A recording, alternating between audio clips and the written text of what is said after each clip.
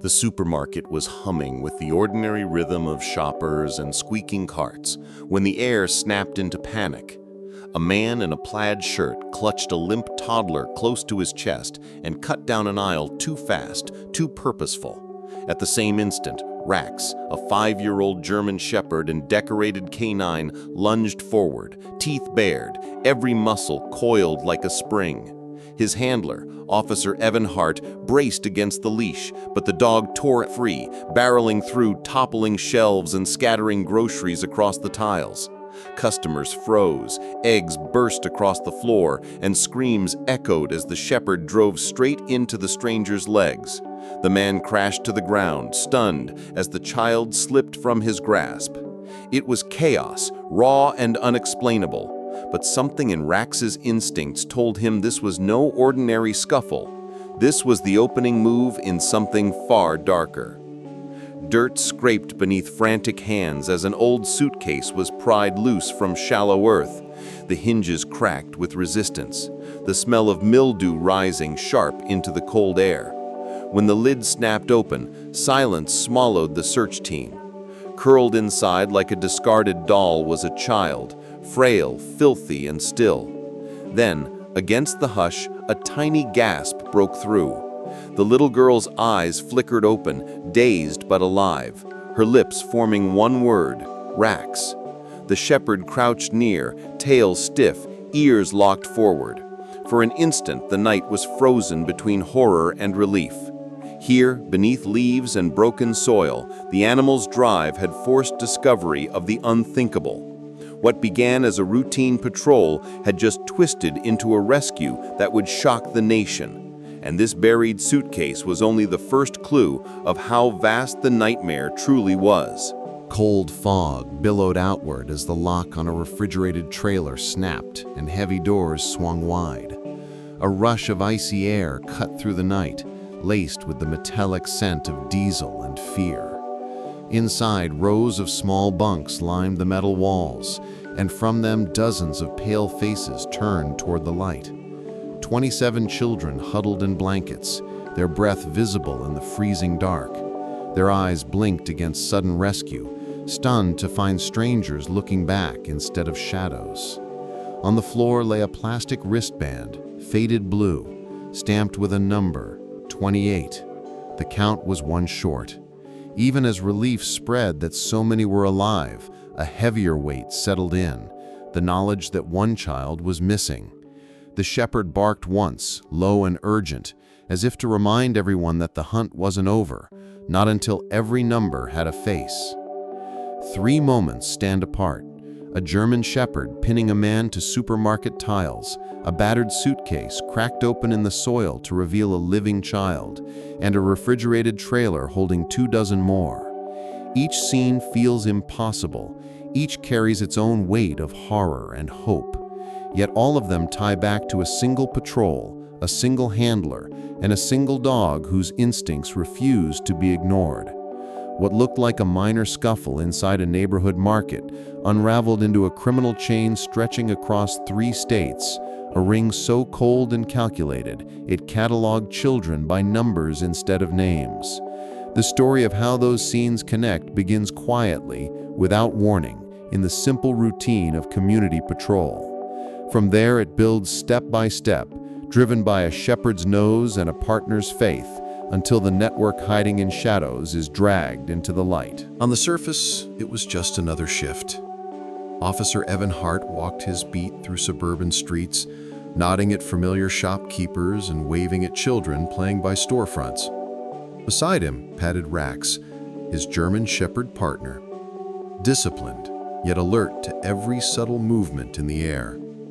For 5 years they had worked as a team, chasing burglars, sniffing contraband, searching for missing seniors. The patrol that morning was meant to reassure the neighborhood, a visible sign of safety against routine crime. Nothing seemed unusual, not until the pair reached Jackson's Market. Glass doors slid open and warm air carried scents of fruit, detergent, and coffee. Families bustled in and out, carts rattled. It was as ordinary as any other day. Then, in a heartbeat, Rax stopped. His ears flattened, muscles rigid, hackles raised. He froze like a statue, as though a ghost had just walked through those doors. The shepherd's sudden stillness was unmistakable. His chest rumbled low, a warning forged by instinct. Evan followed his line of sight through the crowded store. Teenagers laughed near frozen pizzas. Mothers wrangled toddlers. A clerk restocked milk. Ordinary faces, ordinary movements. But at the back, near the dairy section, one figure stood apart. A man in his 30s, ball cap pulled low, plaid shirt hanging loose, carried a small child draped over his shoulder. Blonde curls peeked out. A girl barely 2 years old, her face turned inward and unmoving. She didn't squirm, didn't cry, didn't reach. She simply hung limp. Rax's growl deepened. His body locked like a weapon waiting to strike. Shoppers saw nothing unusual. Only the dog reacted, as if some hidden scent or signal had cut through the noise. For Evan, that freeze was enough. He trusted the dog above everything else. The man noticed the attention and turned sharply, striding toward the exit with quick, clipped steps. Evan called out, voice firm, but the figure only walked faster, clutching the child tighter. In the space of a second, the shepherd lunged. Rax burst forward, leash slipping from Evan's grip, claws scrabbling against slick tile. The crowd scattered as the man bolted down an aisle, knocking over displays in panic. Grocery bags split open, oranges rolled across the floor. Shouts and screams filled the store. Rax moved like a missile, weaving between carts, never breaking focus. At the pharmacy corner, the chase ended. The shepherd slammed into the man's legs with brutal precision, dragging him to the ground. The child tumbled gently to the floor, blinking in confusion, unharmed. In the chaos, Evan cuffed the suspect. Around them, the supermarket trembled with stunned silence, but Rax stayed rigid, eyes still locked. The man gave the name Derek Pike, but nothing backed it up. No driver's license, no record in state or federal databases, not even a trace of an address. He might as well have been a ghost. The little girl remained silent too, eyes wide, fingers curled around a donated teddy bear. She refused to say her name, refused to speak a single word. Hours passed, yet Rax refused to leave the evidence locker. He sat fixated on Derek's jacket, nose pressed close, body tense as if the fabric itself carried secrets. Occasionally, a whimper slipped from his throat, the sound of unease only his handler understood. For Evan, it was enough to know the dog wasn't finished. Something inside that jacket carried more than cloth and stitching. Something inside it could be the key to unraveling what Derek Pike really was, and what he was hiding. Late into the night, Evan slid on gloves and inspected the plaid jacket. The outer fabric felt normal, but the seams bulged oddly, thicker than they should. He ran fingers along the lining and caught a ridge, something sewn inside. A careful slice opened the seam, releasing a folded scrap of paper that smelled faintly of oil. Spread across the desk, it revealed a crude hand-drawn map. Highways sketched in pencil, rest stops circled, and one spot marked with a red X. At the same time, lab results confirmed chemical traces embedded in the fabric, sedatives strong enough to fell livestock. The implications were chilling. Derek Pike wasn't simply walking with a child. He was ferrying her, and the map suggested he wasn't acting alone. Rax growled once as if to underline the discovery. The shepherd had found the first thread, and now the unraveling had begun. Evan drove north before dawn, guided by the crude map stitched into Derek's jacket. Frost hung over the highway, mountains dusted with early snow. At Silver Pine Rest Stop, the world seemed deserted, only cracked asphalt and a broken vending machine lingering in the mist. Rax stepped out of the cruiser, nose lifted, body taut. Within seconds, he pulled toward the tree line, paws pressing tracks into wet ground. Evan followed until the shepherd froze, ears rigid, paw hovering mid-step. There, in the mud, were tire ruts, deep and fresh, larger than any sedan. Close by, half buried beneath pine needles, lay a square of blue plastic. Evan brushed dirt away and lifted a child's wristband. The number stamped on it was 16. Not a name, not an identity, just a slot, just inventory. In that quiet fog, the horrifying scale of the operation began to take shape. The shepherd pressed onward, nose low, until he circled a moss-covered boulder and pawed insistently at the ground. Evan knelt beside him, clearing leaves until plywood edges appeared, loose soil scattered across its surface. Together with a crowbar, he pried it free. A hiss of stale, cold air escaped, thick with mildew and damp earth. Beneath the cover yawned a concrete shaft with narrow stairs descending into darkness. Heart racing, flashlight in hand, Evan stepped down with Rax pacing close. The space below opened into a rough bunker, bare concrete, flickering light from a portable lantern, the faint hum of a generator. Rax's growl rolled low as the beam swept across tiny mattresses and discarded shoes lined against the wall. This was no storage cellar, it was a holding place, and whatever had been kept here was small, vulnerable, and deliberately hidden beneath the forest floor. The smell of damp fabric and old sweat filled the underground chamber. Scattered across the floor were blankets, juice boxes, and toothbrushes, arranged as though a group had been living here recently. Evan's light landed on a pile of bedding that shifted slightly. From beneath it, a boy emerged. His face was pale, his eyes wide with fear. He couldn't have been more than 6. His small voice broke the silence, trembling, but certain. The words were chilling in their simplicity. He kept the others. Rax lowered himself beside the boy, tail wagging slowly, body relaxed for the first time. The child reached out hesitantly, fingers brushing fur, comfort sparking in the middle of horror. His name was Toby Wren, and records would later show he had been missing for weeks. In that underground room of small things, one number had been given back a name. On the far wall of the bunker, faint chalk scratches stood out against the concrete. A list of numbers matched with short names or nicknames. 3, Lily. 9, Gracie. 16, Button. 21, Toby. At the bottom, a final entry read 28, followed only by a question mark. It was a system as cold as any inventory sheet, children reduced to digits and labels.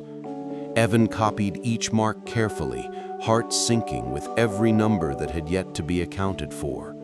Rax sat nearby, watching his handler as if sensing the weight of the discovery. This wasn't one child carried through a grocery store. This was organized, structured, systematic. Each number on that wall represented a face, a family, and a nightmare stretching across state lines. And the final entry, a nameless number 28, meant that someone else was still missing, somewhere, waiting in the dark to be found. Back at the precinct, evidence was spread across tables, maps, wristbands, chalk notations, photographs of Toby. Captain Renee Whitaker listened as Evan outlined what he believed. Derek Pike wasn't the kidnapper. He was a courier, a link in a chain moving children across states under the radar. Whitaker considered the information carefully, then gave the team a tight deadline, 48 hours. That was all the time she could spare before federal agents took over and jurisdiction tied their hands. For Evan, it was enough. He trusted Rax's nose more than databases or protocols. The shepherd had pulled every thread so far, and together they would keep pulling until the whole fabric tore open. 48 hours to trace the route, intercept the chain, and find the missing number 28. It wasn't much, but in the fragile balance between rescue and loss, it could mean everything. Receipts from Derek's pocket linked him to specific fuel stops, each spaced like stepping stones along a highway corridor. Evan traced the pattern and saw what it implied: refrigerated transport, long hauls, no lingering. Children were being stored and moved like perishable cargo. Rax circled the evidence table, nose twitching at the paper trail as if he sensed the urgency coded in every timestamp. The grim reality was clear. The operation wasn't just a snatch-and-grab crime. It was a network, efficient and faceless, relying on silence and speed. If they were going to intercept it, they had to move faster. With Whitaker's deadline ticking down, Evan loaded into an unmarked vehicle, Rax at his side. The shepherd pressed his nose to the window, watching the road roll by, as if he already knew they were chasing something colder than any criminal Evan had faced before. The night sky glowed faintly orange as a semi-truck rumbled through a way station. Acting on the mapped route, officers flagged it down, suspicion mounting. The air was heavy with diesel, headlights slicing across asphalt as a small convoy surrounded the trailer. Rax barked sharply, tail stiff, body coiled with urgency. Evan gave the signal, and bolt cutters bit into the lock. With a crack, the heavy doors groaned open. A blast of cold vapor poured out, the sting of refrigeration flooding the scene. Flashlights swept into the darkness, beams shaking slightly with the weight of what they might reveal. The metal container stretched back like a cavern, rows of shapes huddled close together. For a moment, no one spoke. Then came the unmistakable sight: children, dozens of them, wrapped in blankets, eyes wide and shivering. A living cargo hidden in plain sight had just been exposed. Flashlights revealed row after row of small bunks bolted against the frozen walls. 27 children sat pressed together, some silent, others sobbing softly, breath forming clouds in the frigid air. Officers worked quickly, passing them blankets, lifting them down from bunks, shepherding them into waiting vans. Relief swelled, but it carried a heavy shadow. On the floor of the trailer, among spilled cups and scraps of cloth, lay a single wristband. Stamped across its faded plastic was the number 28. The chain had saved many, but it was still one short. Evan's chest tightened as he pocketed the band. Rax growled low, staring past the children as though he knew the search wasn't finished. The rescues were victories, but incomplete ones. Somewhere beyond the reach of headlights and cold metal walls, the child marked 28 was still unaccounted for, and time was running dangerously thin. Hours later, guided by instinct rather than maps, Rax pulled hard on his lead at a wooded trail not far from the last fuel stop. The shepherd circled a patch of disturbed earth, nose working furiously. Evan dropped to his knees, clearing away leaves until his hand struck something soft, cloth torn from a sleeve, pale pink against dark soil. Digging deeper, his fingers caught the edge of metal. He scraped until hinges showed through. It was a suitcase, battered, half-buried, the handle bent, the latches rusted. Officers gathered quickly, tension coiling tight. Rax whined, pawing at the soil with urgency. Evan pried open the case, the air heavy with dread. Silence pressed down, until from inside, a faint sound broke through. It wasn't silence at all. It was breathing. Against all odds, the missing child might still be alive beneath the forest floor. When the suitcase cracked open, everyone froze. Inside lay a 3-year-old girl, fragile, skin pale, lips cracked. For a heartbeat, she looked lifeless. Then her chest rose sharply and a gasp escaped her throat. Her eyes fluttered open, barely conscious. With effort, she whispered one word, small and broken: Rax. The shepherd leaned close, ears forward, tail motionless, watching as medics rushed in. The child was lifted carefully, wrapped in blankets, oxygen mask placed over her face. Her name would later be confirmed as Madison Reeve, missing for weeks. The suitcase was a coffin-turned-cradle, meant to conceal rather than preserve. For Evan, it was proof the network wasn't sloppy. It was deliberate, calculated, and terrifyingly cruel. The missing 28 had been found alive. But in her fragile voice came something else, a clue that would turn the case toward an even darker truth. Back at the precinct, documents seized from Derek Pike were combed over again. Most were fragments, burned receipts, smudged notes. But one page stood out, typed clean with an unusual mark. A list of names paired with numbers, similar to the chalk ledger, but one entry highlighted by a star. Madison Reeve, hold for Ellis. The name Ellis carried no context, no first name, no history. Yet the deliberate mark suggested significance. Whoever Ellis was, he was more than a courier. He was someone higher in the chain, someone who made decisions about who was transported and who was reserved.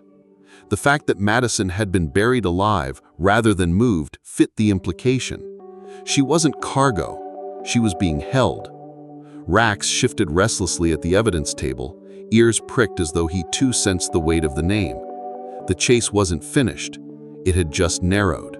Among the piles of children's belongings recovered from the bunker was a set of crayon drawings on scrap paper and cardboard. Most showed suns, stick figures, roughhouses, but two stood apart.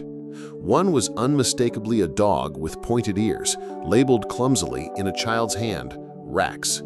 The other showed a man's face, exaggerated smile, and a single jagged gap where a tooth should have been. The sketch was crude but haunting. Cross-referenced with records, it lined up with known mugshots of a man with a violent history and a broken front tooth. Aaron "Buck" Ellis, released months ago, suspected of trafficking weapons, now linked through the scrawl of children forced to remember his face. The ledger had named him. The drawings had identified him. Now the hunt had a target, a shadow stepping into shape, and Rax had already locked onto his scent. Files and photos spread across the evidence board all pointed to one man, Aaron "Buck" Ellis. His record stretched back years, a carousel of aliases, arrests, and sudden disappearances. Each time he slipped free with minimal charges, always just out of reach. His broken front tooth made him memorable, a flaw turned into a signature. Now children's sketches and ledger notes placed him at the heart of the operation. Unlike Pike, who had cracked and run when challenged, Ellis was calm. Witnesses described him as quiet, deliberate, never rushing, a predator cloaked in patience. For investigators, the realization was sobering. Pike had been nothing but a courier. The true organizer had remained hidden until now, pulling strings through layers of intermediaries. The only advantage they had was Rax's unyielding trail, and it was the dog, not the files, who would lead them directly to Ellis. In a wooded pull-off near Twin Falls, a ranger reported an abandoned van. Evan and Rax arrived first, finding the vehicle stripped of plates and windows covered in cardboard. The air inside was suffocating, thick with mold and rust. Against the walls were small cages, empty but stained, their metal bars bent by struggling hands. Taped across the interior were drawings, some of houses, some of trees, others disturbingly familiar faces. One showed Rax again, the shepherd drawn by children who had already met him. Another depicted a man with a half-broken smile. In the back, hidden beneath rags, Rax uncovered a canvas bag filled with files, photographs of children, catalogued by date, time, and condition. It was record-keeping, precise and systematic. The van wasn't just a vehicle, it was a waypoint, a mobile ledger, and Ellis's trail was growing clearer with every mile. When Toby Wren was interviewed again, he repeated a line he had whispered earlier in the bunker. "He took the others, but I kept him." At first it seemed like a child's muddled thought, but then Madison, still recovering in the hospital, echoed something similar. The phrase was exact, haunting. Investigators began to suspect it wasn't random. It was a message, perhaps a mantra repeated by the captors, or worse, a twisted justification Ellis had fed to the children. Rax shifted each time the words were spoken, ears flicking, body stiff, as though he recognized the tension they carried. For Evan, the repetition underscored one truth. Ellis wasn't moving aimlessly. His actions had pattern, purpose, and psychological weight. The trail wasn't just physical, it was mental, etched into the children's voices, and those words hinted at darker rules only Ellis truly understood. Information from fuel receipts and Rax's scent tracking pointed toward an abandoned campground deep in the mountains. Years earlier, it had been closed after a landslide, left to rot among pines and fog. Evan, Rax, and Deputy Kayla Boone approached along a cracked gravel road, headlights cutting through mist. The forest swallowed sound, silence broken only by crunching boots and the faint rush of water nearby. The campground's main lodge sagged under moss, windows shattered, roof collapsed. Yet Rax didn't pause. The shepherd moved ahead, nose pressed to ground, weaving through debris with unwavering focus. He led them off the main trail into denser brush, where the air grew colder, heavier. In the clearing ahead stood a supply shed, wooden door chained shut, vents rusted. But through a narrow crack glowed faint orange light. Someone was inside, and Rax had brought them directly to it. The supply shed stood silent, lantern glow seeping through its cracks, rusted chains looped across the door, padlocked tight. The air was dense, carrying the faint metallic scent of propane. Evan raised a hand, signaling Deputy Boone to hold back. He knelt close to Rax, whispering the command to stay low. The shepherd crouched, ears flattened, body coiled. Evan counted silently, then drove his boot into the lock. Metal snapped, the door crashing open with a thunderous echo through the trees. The lantern inside swung on its hook, shadows twisting across the walls. Against the back table sat a man, hollow-eyed, calm as stone, a broken front tooth catching the flicker of light. He didn't flinch, didn't rush. He only lifted his gaze slowly to the doorway, where Rax's silhouette filled the frame. In the stillness, he smirked. The mastermind had finally been cornered. Aaron Buck Ellis sat at the table as though he had been waiting. His posture was casual, hands folded, gaze steady. He didn't argue, didn't fight, he didn't even attempt to run. His broken front tooth gleamed when he smirked at the shepherd watching him from the doorway. Unlike Derek Pike, who had panicked and fled, Ellis exuded control, as if every moment had unfolded exactly as he planned. For Evan, the lack of struggle was more unsettling than any outburst. Men who gave up this easily usually had another move waiting, something beyond the moment. Still, protocol took precedence. He was shackled, read his rights, and escorted out of the shed. Yet Rax continued to stare long after, ears rigid, body tense. To the dog, Ellis wasn't finished. Something about the man's scent or presence told him this wasn't an ending, only a pause. In the shed, hidden beneath a cot, investigators uncovered a stash of belongings: cash, burner phones, forged identification. Among them lay a small flash drive, the true key to the operation. On it were organized files, ledgers of names, numbers, and drop points spanning 3 states. Dates, times, and conditions were cataloged with chilling precision. Children reduced to inventory lines. The network was wider than anyone had feared. With the evidence in hand, federal teams swept through multiple locations within days, raiding trailers, warehouses, and depots. More couriers were arrested, and several children were recovered alive, though traumatized. The chain of secrecy was finally broken open. Yet Rax himself remained silent, his smirk unshaken. For Evan, the weight of the flash drive was heavy. It proved the scale, but it also proved something darker.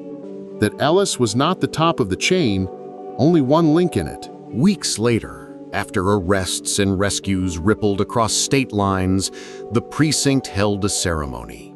Families, officers, and reporters filled the hall. Evan stood beside Rax, the shepherd dressed in a polished vest, a new medallion glinting on his collar. Applause thundered as the mayor spoke of bravery and lives saved. But when Evan stepped to the podium, he kept his words brief. He spoke not of databases or investigations, but of instinct, loyalty, and the quiet certainty of a dog who refused to ignore what others overlooked. 28 children had been returned, each number given back a name. Yet Evan reminded them the work was not finished. For every case closed, others waited. Rax stood calm through the ovation, tail still, ears alert. The true recognition wasn't in the medal, but in the lives he had found and the truths he had refused to let stay buried. Later that night, far from cameras and speeches, Evan walked with Rax through a quiet park. The grass was damp with evening dew, the sky washed in pale starlight. In his hand he carried a tennis ball, smooth from years of use. With a simple toss, the shepherd bounded across the open field, chasing it with the same vigor he carried into dark alleys and silent forests. For a moment, the world was free of files, ledgers, and missing faces. Just a man and his dog, bonded by trust, carrying the weight of battles fought together. The applause of the day faded into memory, replaced by the sound of paws thudding against grass. Heroes, Evan thought, didn't need capes or headlines. Some wore vests marked with K9 patches. Some barked at shadows that turned out to be monsters. And some never stopped searching until the lost were found.